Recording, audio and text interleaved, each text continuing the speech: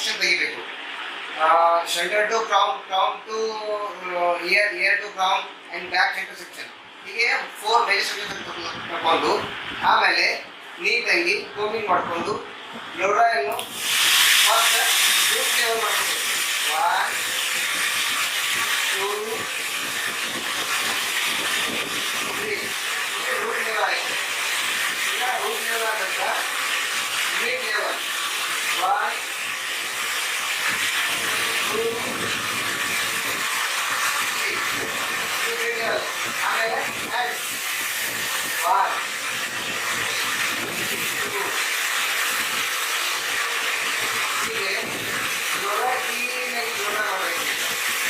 Brush ಕೈಯಾಗ ಹಾಕಬೇಕು.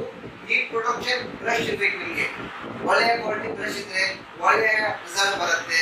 ಬ್ಲೌಡಾಯನ್ನು ಈ ಟೈಪು ಮಾಡ್ಬೋದು. ನೋಡಿ ಯಾವ ಥರ ನಮಗೆ ರಿಸಲ್ಟ್ ಬಂದಿದೆ. ಶೈನ್ ಇದೆ.